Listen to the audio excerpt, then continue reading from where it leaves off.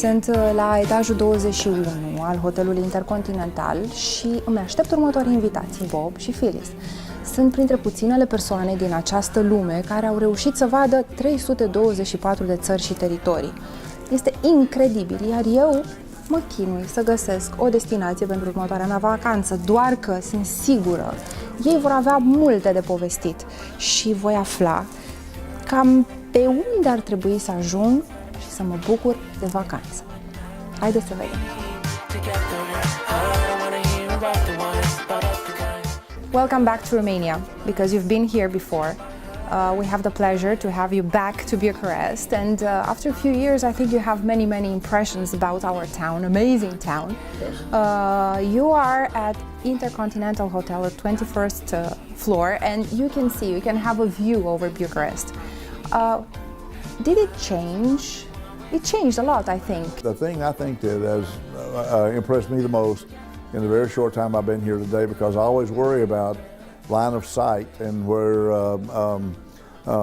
the waves for our wireless technology is going.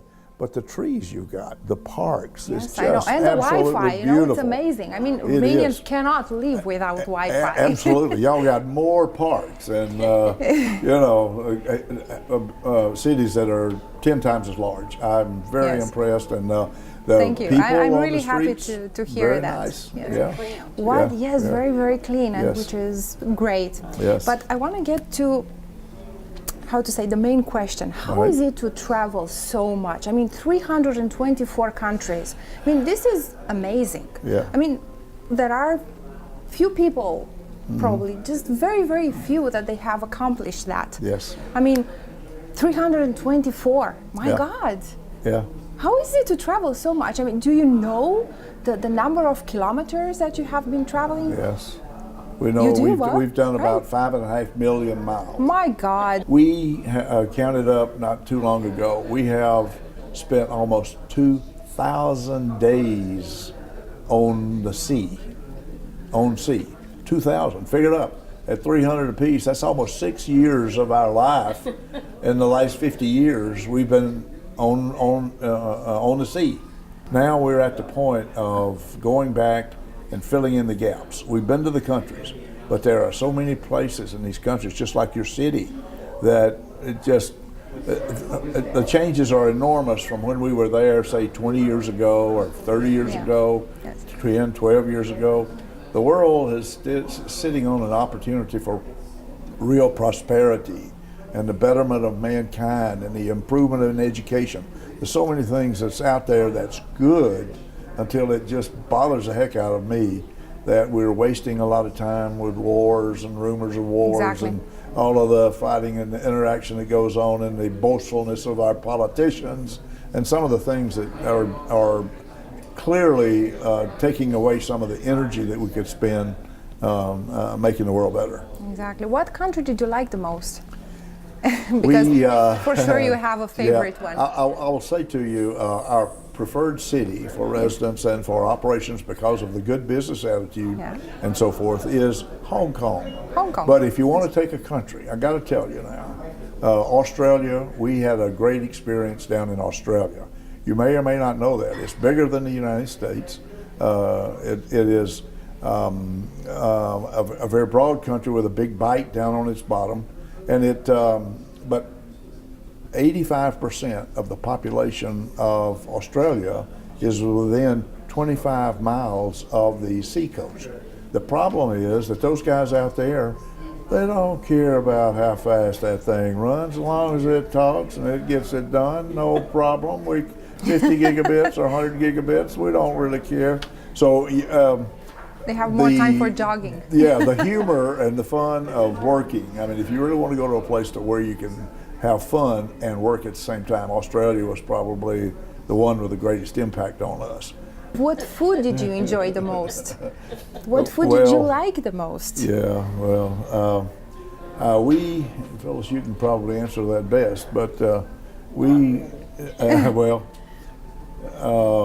we are not really big Chinese food fans, but I guess we were lucky. When we got over there, China realized that there was an economic boom potential in there. Hong Kong realized this even before the turn back to the Red Chinese. And so the Americanization of foodstuffs around the world has gone on. You've got Popeyes, Kentucky Fried Chicken, you've got all sorts of foodstuffs that are American brands in China now. But we've been able to survive. But I can tell you what we have done over the years. We try to find a way to anticipate where we are going to run into food problems. And being a Southern boy in the United States, you know, I'm a kind of pretty basic food stuff. Now Phyllis is more experimental, more venturesome in terms of trying this and trying that. She'll try anything, not me. The way we survive, we never go on a trip unless we take a box full of about 8 up to 16 packs of peanut butter and crackers. Cheese, crackers, and peanut butter for food. And then we have, for dessert, we have Oreo cookies. Oreo. So yeah, we always carry about 1/2 of a small suitcase full of that. And we've had to eat it a number of different times. We really have, particularly in Africa. I'm sure about that. You really yes. don't know what you're getting. Because we've been confronted with worms, caterpillars, crickets, all sorts of animals that have been cut out and their guts have been thrown on the side, but then they've been chopped up and boiled. And you ate those things? Yes, they do, absolutely, and are delighted to get it. They have you go out back in Australia, those guys out there, those Aboriginals, they love those doggone caterpillars. They love those crickets. They love the little bitty animals. They'll find a bunch of little brand new rabbits, and man, whoo, love it. And the big thing, and you'll get a kick out of this too, they now have more roads in Australia going out across the desert with all the commodities they're hauling and this sort of stuff. But the real bonanza is the Aboriginals have put up their boomerangs, they've put up their rocks, they've put up their blades, they've put up their sticks. Now they have a morsel of all sorts and types. It's roadkill. Those big trucks going out across the desert, pulling 3 trailers and going, having 700 or 800 horsepower engines, and on the front of many of the trucks, they have a thing we used to call, when I was coming up, a cattle guard. It was a device out in the front of a locomotive that if a cow or another animal or something crossed across the track, it would hit that thing and push it left and right. Well, the trucks that go across the desert in Australia have cattle guards in front of their trucks, and they hit kangaroos, they hit jackrabbits, they hit koala bears, they hit all sorts of crazy concoctions out Poor in the animals. desert. And these guys eat it. Oh, love it. Oh, they love it. They're going right behind them. They don't want to waste anything, right? No, not at all. And it's far better than caterpillars.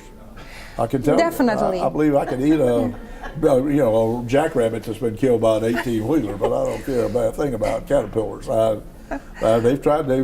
They've shamed me into taking a bite, but Phyllis has taken bites, and He don't eat the Chinese food at all, so I can understand that. I'll take the rice and I'll take powdered milk and sugar, and he'll pour the water over there, and then he'll eat that. I'll eat rice And done I'll like that. taste God. around, and if I taste something that I think he'll eat, I say, "Oh, this is good. Try it." But Whoa. Yeah. Talking about transportation, I mean, is there any vehicle, I mean, a weird one that you have been traveling with? Which was Obviously, the most weird? you got to fly to points, and you got to get across oceans, and you got to get through seams of water and that sort of thing. So the standard public type transportation for those areas, that's fine. The problem breaks down is when you're up in Central Asia and you don't have a Jeep or you don't have any kind of motorized conveyance. Or a caterpillar. That's right. They sure don't. Yeah. And then you go to whatever's there, and then you go everything from the prairie horse. You can ride a camel. There are certain parts of the world where you can ride elephants and get along pretty well. And in our case, I guess our favorite vehicle, very honestly, is a Jeep, because it's open air and it allows us to load our gear, to carry both our travel gear, our food, the crackers, the peanut butter, and our test equipment and the stuff that we need to have on for our work. And so our favorite one is a working vehicle like a Jeep. But we have been on everything from bobsleds, we've been on skis, we've been on zodiacs down in the Antarctica on the ice packs. We've been in all sorts of conveyances over the years, and we've had a few turnovers, a few wrecks, a few rollovers, but we never have been hurt badly because the drivers that we try to team up with every time we go, if we can get the same guy that we had last time or use the telephone man that we are interacting with to send us one of his very best drivers. And so that helps a lot. And since we're working with telephone company people, most of them have what we call working vehicles.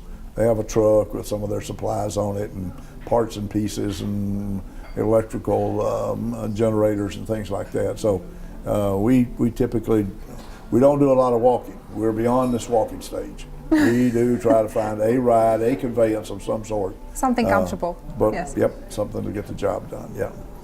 I'm so happy I had this moment with you. I mean, and you shared from your experiences Yes. with me and with the people that they are watching this. And I'm really honored. And 324 countries, oh my God, I mean, I'm so impressed. Yeah. So I would like to say again, a warm welcome to Romania. Thank you. And let's go and have some dinner. I think it's about Suits time, me. right? Suits me. Okay, I need a let's drink. go. We will not eat I need a drink. caterpillars. That's No for sure. caterpillars. Just Thank you. good, Thank tasty you. Thank Romanian you. Thank food. you. Thank you. Thank you so Yes. much. Yeah, Thank you. you bet. Thank you both of you.